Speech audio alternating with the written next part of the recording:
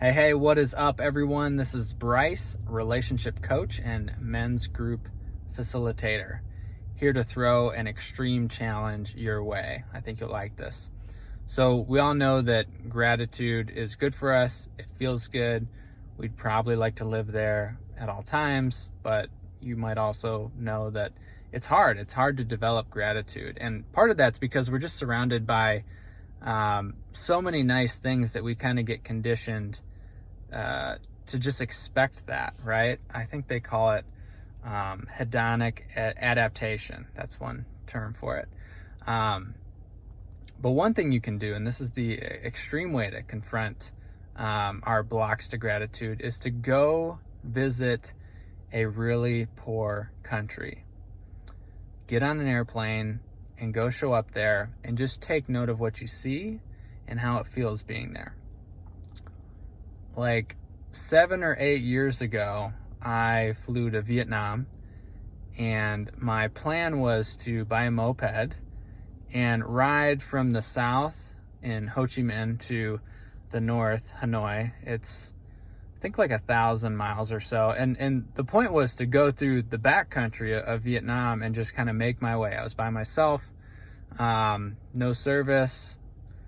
Yeah, 100% do not recommend doing it. Actually, it's very dangerous. There's lots of big trucks, and although it was beautiful, I just think there are other safer ways that you could do that trip, and just not run into just all the crazy stuff that you will run into if you try to drive through rural Vietnam on a moped. It's just not safe. But anyways, while I was doing that, and I kind of had an idea of what I would see. I mean, even flying into these major cities, it's just different, you know? Like, they burn their trash just in the street, and it's very dirty. You can just tell that they don't have the infrastructure that we have. People they just have less money, and they have less resources.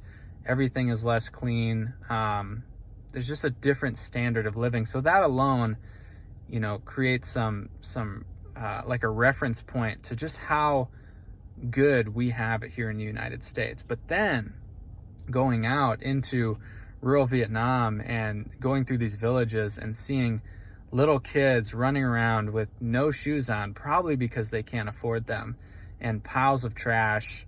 You know, there is no dump. People living in shanties and shacks with probably no running water, no plumbing. I mean, like, there's many times that I had to stop over at what you may call like a restaurant, which was really just someone's house that they would serve food at to make extra money, and need to use the restroom. And it's just like it's like three concrete brick walls, like in the back, with just a hole in the ground and a bucket of water. And that's it. So I'll leave that up to your imagination to figure out how you use all that. But the point is that it's just rougher. It's different. We have it so good over here. If you're watching this right now, odds are you have it so good, but it's going to be hard to realize that if you don't really get the embodied experience of traveling to a poor country and seeing how other people live. I looked at some stat the other day, and it was saying that like 1 billion people live in extreme poverty, and that's like somewhere in the neighborhood of $1 a day or less, right? So I thought, like, I wonder how many people live in poverty in the US. Well, the thing is that we define poverty differently here. So living in poverty here is 35 times that. So to be in poverty in the United States, you need to be living on like $35 a day. So just take that in. Not only do we have all these safety nets for people here, our definition of poverty is 35 times higher than that in the developing world. So we just live differently. And I think if everyone could go and see just how other people live in really poor countries, we'd have a lot more gratitude circulating around the United States. So get outside our borders. I know it's kind of crazy right now, but it's worth it. It's a once-in-a-lifetime experience, and I think it's one that really serves in a really deep and meaningful way. That's what I got.